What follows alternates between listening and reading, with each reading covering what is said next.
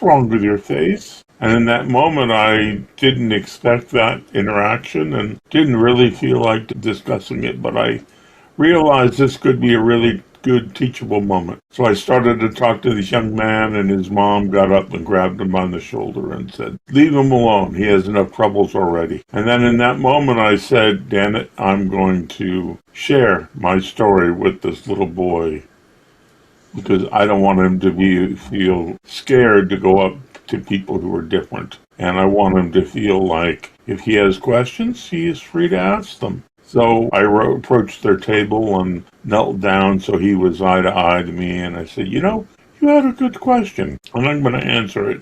You see, I had a medical procedure that made me not be able to move my face. But it's my new face, and I love it because What if the thing you hide is your greatest strength? Get ready to reclaim your life, discover inspiring stories, practical tools, and the path to true happiness. This is Reclaim Your Life with Irina. Let's begin the journey. Give the woman in your life something that truly matters, or better yet, give it to yourself. The gift inside is for every woman who spent decades being everything to everyone else. It's time to remember who you are and rediscover your happiness. This isn't just a book, it's a permission to put yourself first again. Available now, because the best gift you can give is helping someone find themselves. Jan, welcome to the show. You're an entrepreneur, professional, magician, and resilience coach whose journey through a life-changing health crisis has inspired so many people to rediscover strength and purpose. Welcome to the show. Thank you very much. Thank you. I had no intention of being so influential with other people. It wasn't my master plan. It just kind of happened as I figured out how to get out of my old hole of being in seclusion and hiding. That was to figure out how to enjoy and embrace life again. Yes. For your listeners, I had a brain tumor, which when they removed it, they traumatized my facial nerve, leaving my face paralyzed. That caused me to start hiding from life, and because I had a computer consulting company, I was able to work from home, so I didn't have to constantly deal with people's looks, especially from people who knew me. I looked back, and all of a sudden I had been hiding in my house for 10 to 12 years, which was not something that I had ever intended to happen. Totally. I went to dinner one night at a local restaurant by myself because my girlfriend had left me, and there was a little boy sitting in the booth right in front of me, and he was looking at me with his head like a tilted dog, like curious, and he got up and came over, and with this honest expression on his face, he said, "Mister, what's wrong with your face?" And in that moment, I didn't expect that interaction and didn't really feel like discussing it, but I realized this could be a really good teachable moment. So I started to talk to this young man, and his mom got up and grabbed him on the shoulder and said, "Leave him alone. He has enough troubles already." And then in that moment, I said, "Damn it, I'm going to share my story with this little boy because I don't want him to feel scared to go up to people who are different. And I want him to feel like if he has questions, he is free to ask them." So I approached their table and knelt down so he was eye to eye to me, and I said, you had a good question, and I'm going to answer it. You see, I had a medical procedure that made me not be able to move my face. But it's my new face, and I love it because it's different. Well, it's different just like yours is different. And without missing a beat, the little boy grabbed his cheeks with his fingers and started to try to twist them, and looked at his mom and said, "Look, Mom, I can do that too." And I smiled, and the mother was shocked. Her face was one of disappointment, not in her son, in herself, for attempting to pull her son away from me and deny him the experience of dealing with someone who is different and teaching him the lesson. So as I shared that little talk with that little boy, and then shook his hand as he went back to playing his games and finishing his dinner, I went back to my chair, and as they were leaving, the mom shook her head and whispered, she realized that her own views of her son was something that her protection was doing harm. And from then on, I started performing magic slow by slow. I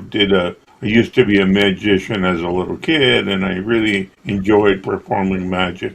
And I joined a local club in Los Angeles called the Magic Castle, where magicians perform for guests and their friends. And I found that as I would sit behind a table and performing for a group of people, they were distracted by my facial paralysis, and not in a negative way. They were just curious. Did he have a brain tumor? Did he have Bell's palsy? What was his deal? But for me as a magician, that really distracted from their ability to enjoy my magic. So I started opening my show saying, "Hi, my name is John, and I've been doing magic all my life. But in 2002, I had a brain tumor which traumatized my facial nerve. And as I recovered, I realized I had acquired some new skills from going under brain surgery." And then I would pause until the audience was on the edge of their seat, wanting to know what possible skills I could have acquired from having a 17-hour brain surgery. And I would look to my right and my left, and I would lean in with this loud voice, "Guys, I am able to manipulate people's thoughts." And what that did was two things. Number one, it answered the question that they didn't have the guts to ask. "Well, why was your face screwed up?" But two, what I did was they shared something personal about me. And all of a sudden I found that people would come to me and sit down alone with me and share their stories of whatever they're hiding from, just because they knew I had been in their shoes. They wanted advice, they wanted strength, they just wanted someone who would understand what they were going through. There was one night this woman was walking down the hallway dressed in baggy black clothes and looking at a funny hat, and she looked down at the ground as she watched. She approached. I said, "Hi, how are you?" And she gave me this look that said, "Just leave me the heck alone." And I followed her, caught up with her group, and I said, "Guys, you having a good time?" I'm like, "Oh yeah, this is amazing." But I said, "Have you seen any really good close-up magic?" And they shrugged their shoulders. So I said, "Come on, let's go." And I took them to this table in the corner with 6 chairs and a green felt so I could do magic on it. And I decided the woman who was dressed in baggy clothes, her name is Darren, and I put her to my right, and I made every magical moment about what she did. Everything she did made the magic happen. And my goal for that interaction was just to get her to smile. That was it. And she started sitting back in her chair and took off that funny hat and started making eye contact. Her eyes started to glisten and she started to smile. I could tell whatever baggage she brought with her that was gone that night. And so as we finished the performance, they wanted more. Normally audiences would get up and they'd go to see another show, but these guests wanted more. So I shared the story about how I had hid from cameras and mirrors for 12 years because I didn't like the way I looked. I was self-conscious about my facial paralysis. And all of a sudden, Darren stood up and she motioned for me to stand, and she gave me one of these bear hugs that you don't soon forget. It's like you haven't seen your sister in 20 years. And she said, "John, I have something to share with you. 4 years ago, I had a double mastectomy because I have the BRCA1. And in fact, my mom, my aunt, and my sister, they all had their breast practically removed. And I was the last in the family to do that. My friends invited me to come to the castle tonight, and I didn't want to go because I didn't want to be among strangers because I had no breasts and I didn't feel comfortable in my own body. But they convinced me to come, and I wasn't having a good time until I met you and sat down with you because, first I watched your magic and it got my mind off of my trouble. And I heard your story, how you made the decision that your facial paralysis did not need to define you if you didn't let it. And after I finished that story, she said, "I think you just shaved 8 years off my journey of hiding." And she made herself a promise with her friends and I as witnesses that would be the last night she would hide. And I fell back into my chair, totally overwhelmed. Again, my expectation was just getting her to smile. That was it. But I had no idea that my journey would touch her so deeply. And she shared that she had had a double mastectomy 4 years prior, and she realized that that was keeping her from finding joy in life. And the promise she made with her that night would be that she would stop hiding. She had been crying, so she escaped to the bathroom to wash her face, and one of her friends was sitting there and said, "John, you don't understand what just happened. We've known Darren since college, and you did in 30 minutes what we've been trying to do for 4 years." And in that moment, I realized that my mission was not to fix people's computers. My mission was to help people get out of their own way, to embrace their differences. I coined the phrase, being different is your superpower. What your difference is what makes you unique, what makes you interesting. And once you learn how to accept that, not up here, but in your heart, you start living your authentic self. And that allows you to attract people to you because they see a sense of strength and they don't really know where it's coming from, but they know that they want some of your secret sauce. And it's amazing the number of lives I've been able to transition into getting out of their way, putting their troubles in perspective by living an honest life again. And so I decided to I did a TED Talk and it's got over 1 million views and started speaking from here to here. But I decided, I could do it from home by becoming a resilience and empowerment coach. And I work with people who are hiding and who don't really know where to turn. They just know that they're not happy. They're not living a life full of joy I've had numerous stories just like that where people found my strength and knew that I possibly could help them. I've helped people go through cancer. I've helped people go through other terminal diseases and learn how to really enjoy life despite whatever they were dealing with. And I do it, my other phrase that I use all the time is feed your heart with your art. We all have passions in our lives that we love to do that bring us joy. And the secret to life is using those passions in our everyday conversations with other people and sharing our gifts. We all have gifts. And sharing those gifts with other people. Because when you do, you all of a sudden become animated and you become excited and you become attractive. And not in a physical or sexual way, but in an emotional way. And people cannot stop from being drawn to you. So that's kind of my origin story. And I love helping people. Thank you. Thank you so much. Thank you for sharing. And I totally can relate about sharing the gift. I wrote a book about it, the gift inside, doing something that sets your soul on fire. One of the exercises, but in the end of the day, we all have something special, something unique that only we can bring, and it is our job to find what it is and share it with the world. Love that you were able to overcome your own adversity and see past how you saw. I think you felt that how people see you externally, but internally having that shift on the inside, how you see yourself, and being able to break through that, I think is incredible. When everything changed, who did you feel you were at that moment? I felt worthy of being loved, and that allowed myself to learn how to love myself because people were attracted to me and people found strength in me, which gave me that confidence to love myself. I mean, that's really the key to overcoming any adversity is stop beating yourself up. Stop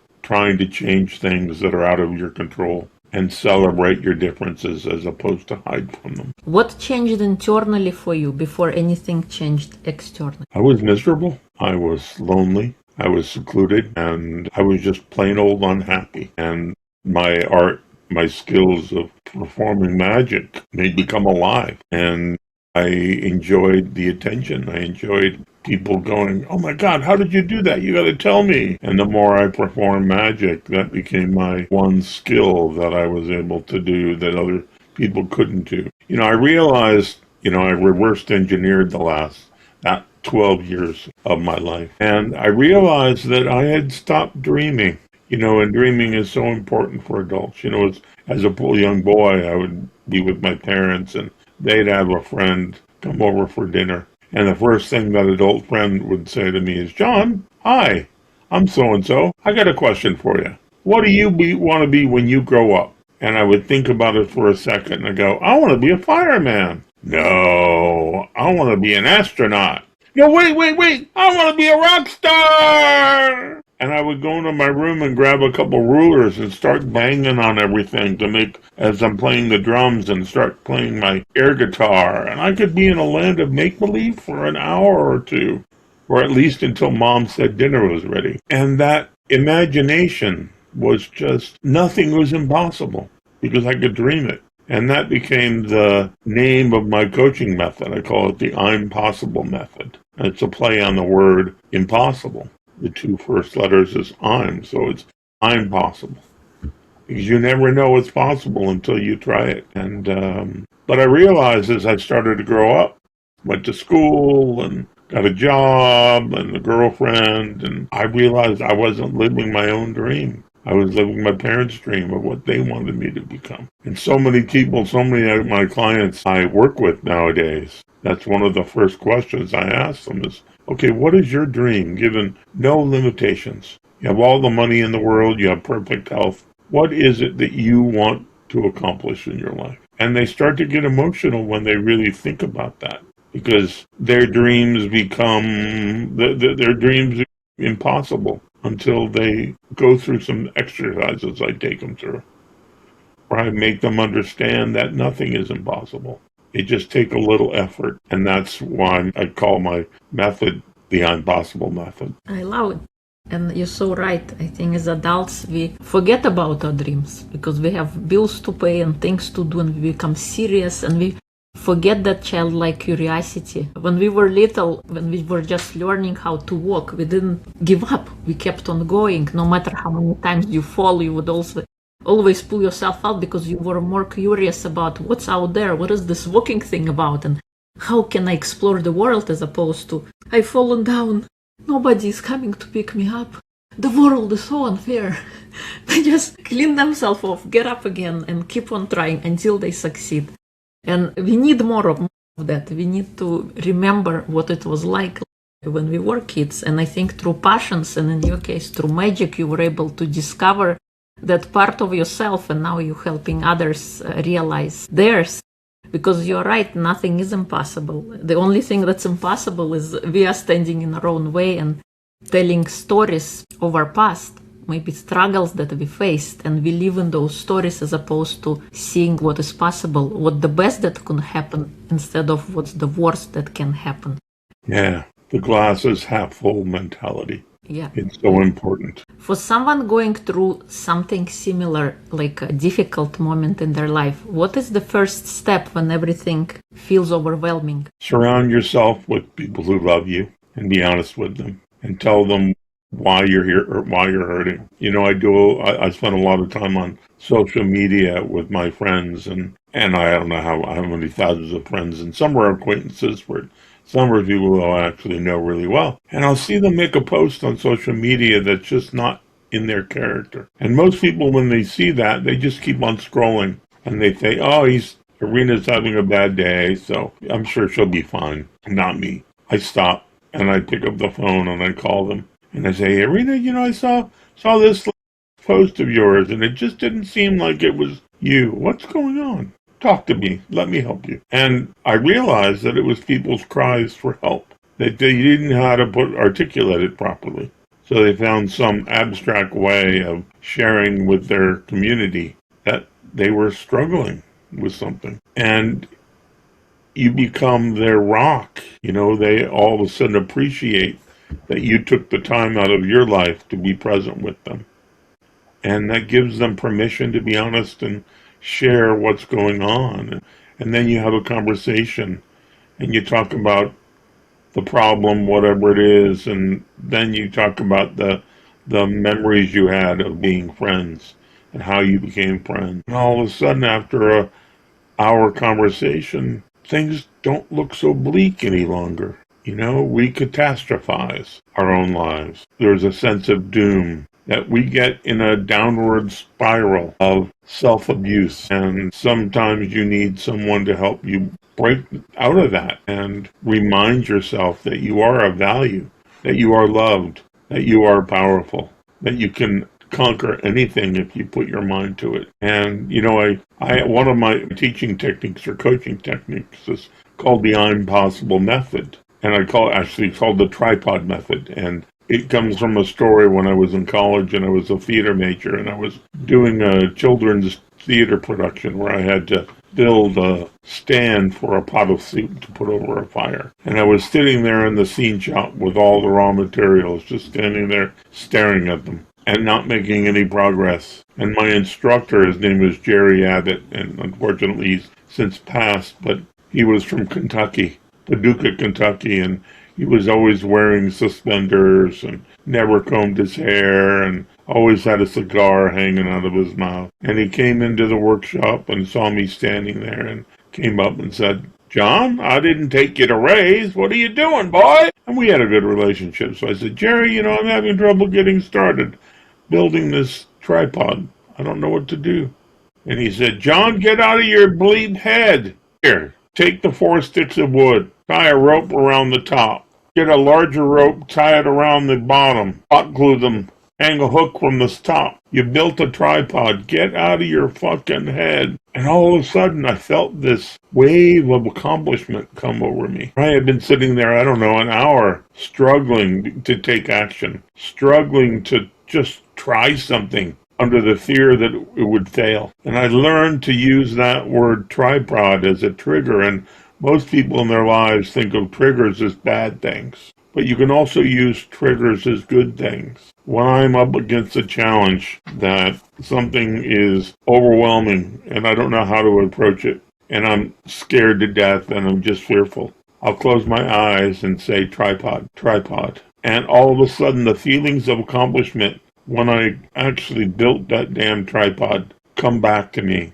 And they give me the strength to just say, what's the worst going to happen? I can always try a second or third or fourth time. And I help my clients find their tripod method, their word, whatever that word that brings that feeling of accomplishment back, because that's truly empowering. And it's amazing to see people's transformations when they practice that. Yeah, I mean, it's an amazing tool that we all can use to help us conquer the unknown and tiptoe out of our comfort zone.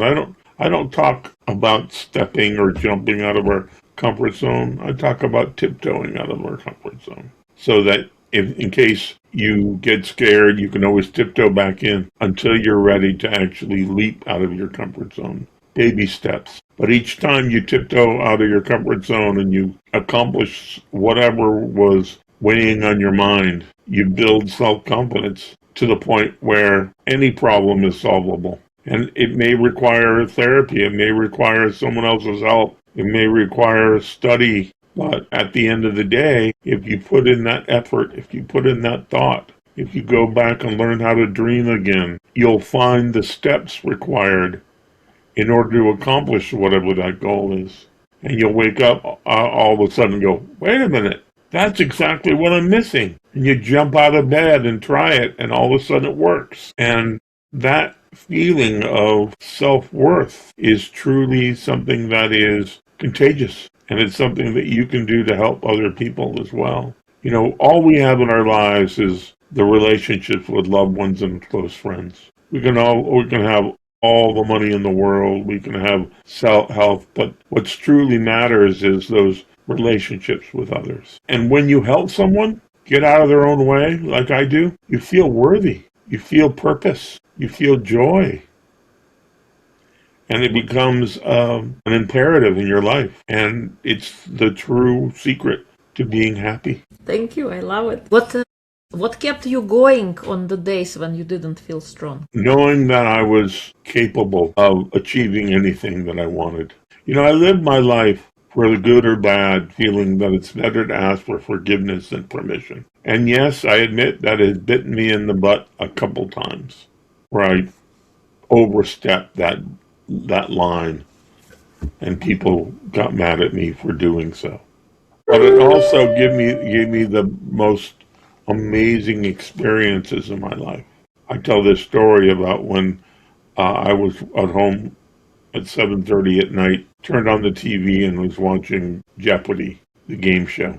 And I was always a fan of Jeopardy, even though that I could almost never answer all the questions right. But Alex Trebek came on after the episode was over and shared that he was going through pancreatic cancer and his doctors were not very hopeful at his survival. And he was asking his family of viewers, millions of people, to send positive thoughts and prayers for him. And I looked at him being so strong to share something so vulnerable with millions of people, strangers, because he knew that they loved him. And I was inspired by that. And I had worked with people fighting cancer and actually helped them overcome cancer and fight it and beat it. So I reached out and I found his daughter, Nikki, and I called her up and I said, Nikki, I need to perform magic for your dad. She said, who are you and what? I said, just trust me. I've had other people fighting cancer, and after spending an hour with me, they had hope again. They were at peace, and they had a new approach. And I said, I want to do that for your dad. So I invited them to join me at the Magic Castle, and Alex didn't want to be among strangers at that time of his life.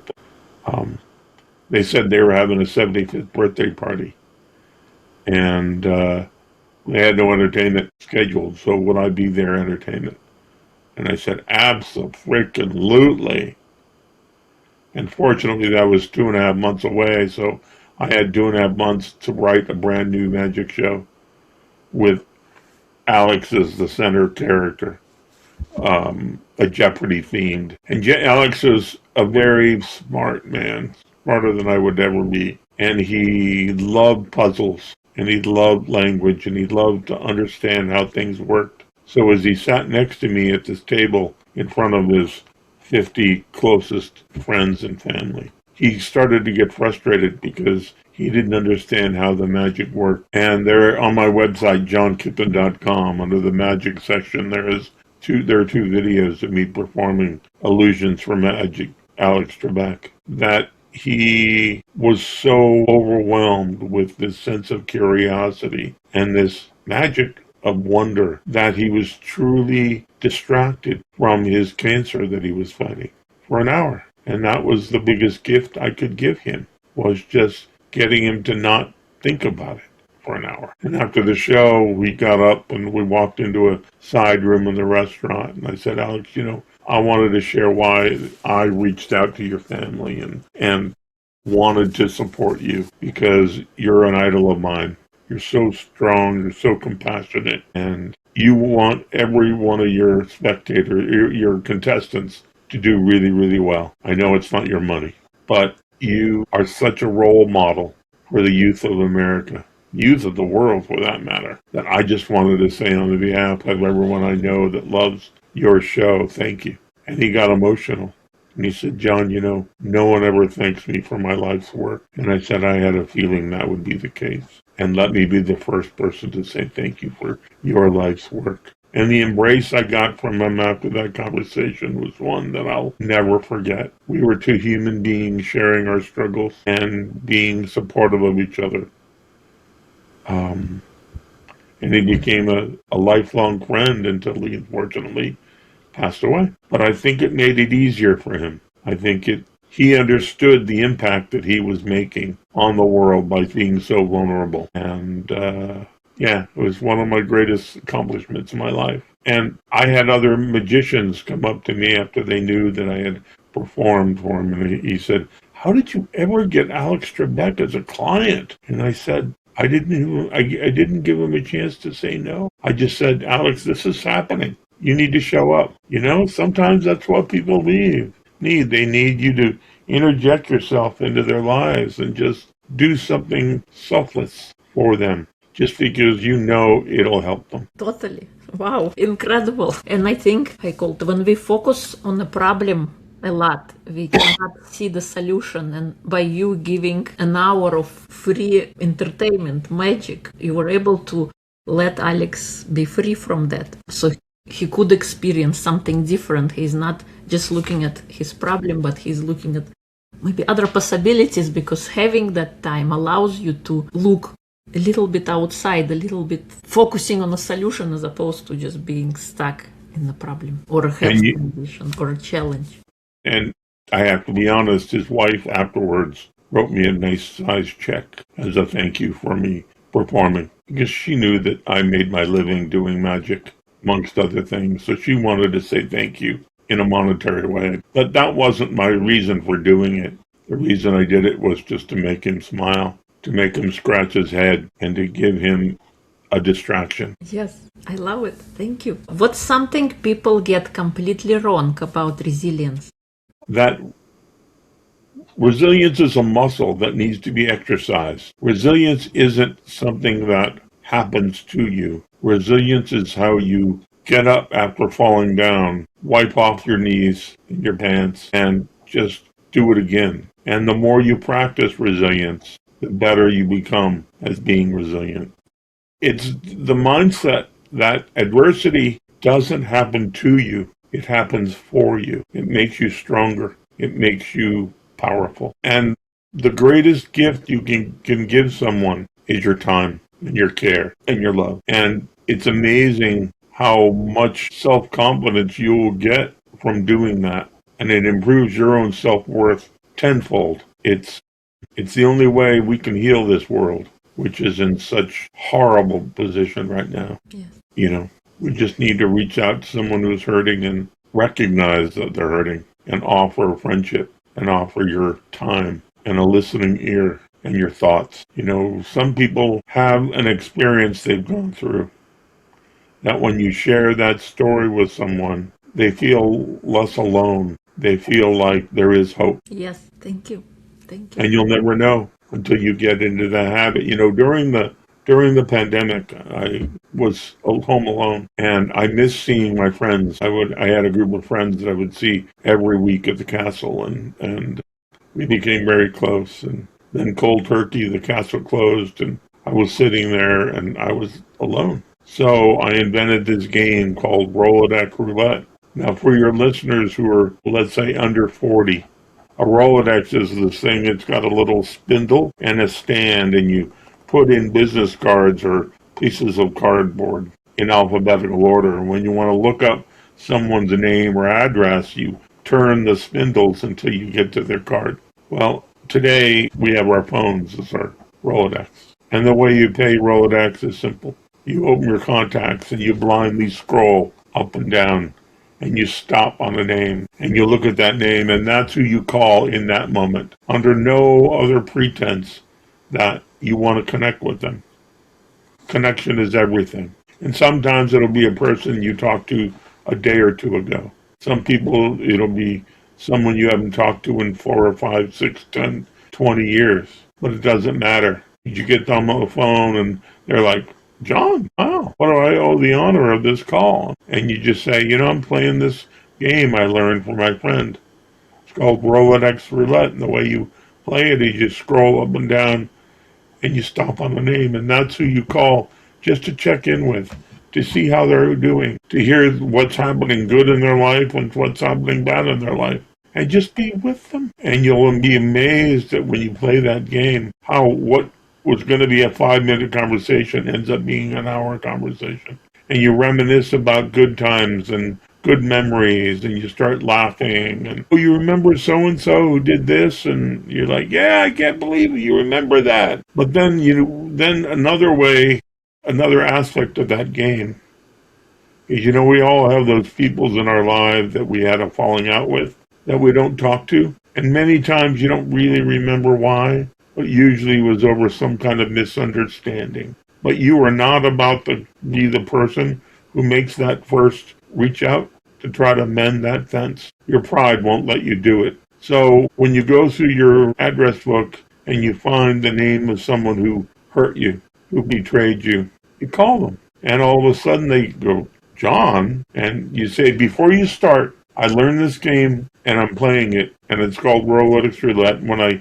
stopped on a name, it was your name. And the rules strictly state that that's the person you call to reconnect with. And how are you doing? And all that animosity that you've built up over many years, you realize that it's you that were holding on to that animosity. And it disarms you from having to feel like you were the one who reached out first. You blame it on the game. You blame it on me. And I rebuilt so many friendships that way. You know, oftentimes you say you're sorry and they say they're sorry and you move forward. But again, all we have is friends and family to surround ourselves with. And people get busy. But when you think of someone crosses your mind, that's not an accident. That's a sign that you need to reconnect with them. Yes, The world works in mysterious ways. true. True. If you could speak to the version of yourself before everything happened, the John who was on the operating table or immediately when you realized that you're going to be paralyzed phase, what would you tell him? Your paralysis doesn't define you if you don't let it. That you are going to worry about it much more than anyone else does. And the people who don't accept you because of your changed look aren't your friends anyway. They're not who you want to surround yourself with. Thank you. Those are powerful things. Yeah, because things not always as we see them. We all have our own perception, and oftentimes we only see one side of the story. Right? We only see, hear, and feel the ego side. We don't see the other side. But to any situation, there is always more than one angle and more than one way to look at something. So, thank you. Absolutely. Is there anything I haven't asked that you would like to share? I wanted to share that I wrote a book called Playing the Hand That You're Dealt, and I'm going to offer, as we close out this session, a link for you to be able to download a digital copy of it. It's a memoir. It talks about magic. It talks about all the trouble I got in, and it's a quick read. It's filled with QR codes that you can scan with your phone, or actually on the digital version, you just click on them. And it takes you to a secret area on my website where I perform magic, and you'll see my TED Talk that I did in front of 800 or so people that has over 1.5 million views now. You just see how I bring joy into my life. And many people say they are inspired by my determination and my laser focus and how I learned not to get in my own way. We are our worst enemies, and it's something that happens constantly. I'm not impervious to it. And so that's why I love to share on these podcasts. And I love to help people because I feel worthwhile when I help someone through whatever adversity they're going through. And two minds are always better than one. That's right. Because we all have different life experiences that bring fresh perspectives to any situation. Yeah. What is one non-negotiable thing for yourself that you cannot live without in your day-to-day? Oatmeal raisin cookies. As you can tell, I eat way too many oatmeal raisin cookies. Sounds good.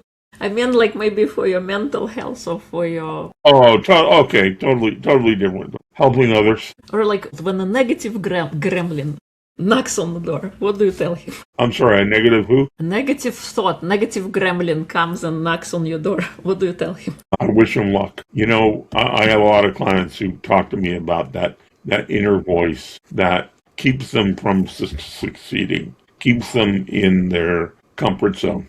And I have techniques that I'm not going to tell you right now that allows you to put those little voices in perspective and to be able to be superior to those little voices and control them and control how they make you act. It's decision. You make a decision that not to listen to them or to listen to them, reevaluate if whatever they're saying is good for you or not. And if it's good for you, okay, then it's valid. And if it's not good for you, kick them out.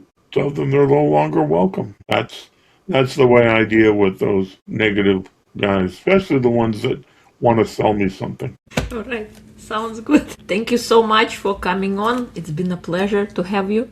Thank you, Irvina. People would like to connect and learn more about you. Where would they go? To my website, which is johnkippen.com. And you'll put that in the show notes. The link to the book, which I ask you not to put in the show notes because I want your listeners to get to the end of the podcast to listen to everything, is johnkippen.com/free gift. All one word. Very simple. And it'll come up with a form, it'll collect your name and email address, and then it'll send you a link to download the book. The link has a password, the password's simple. Just my name, John Kippen. It's in the Some people miss it, but it's actually in the email that you get from me. Thank you. We'll include You're welcome. everything in episode notes. Thank you so much for coming on. Thank you for doing what you do. Thank you for inspiring the world with your guests and your purpose. You know, so many people have a purpose, but they don't put in the effort to do it on a regular basis. And you're one of those people who, no matter how you're feeling, no matter what's going on in your life, you show up, and that's 80% of the battle, is just showing up. Yep. And so I applaud you for your diligence of doing these podcasts and introducing amazing people to your community. It's a great mission you have. Thank you. You're welcome. If something in this conversation spoke to you, stay with that. Maybe it's part of you that's been hiding. Maybe it's part that's ready to be seen again. What if your difference isn't something to fix, but something to embrace? This is your reminder that you don't have to wait to start showing up as yourself. One small step, one honest moment, that's enough. And if this episode resonated, share it with someone who might need to hear it today. I'm really glad you're here.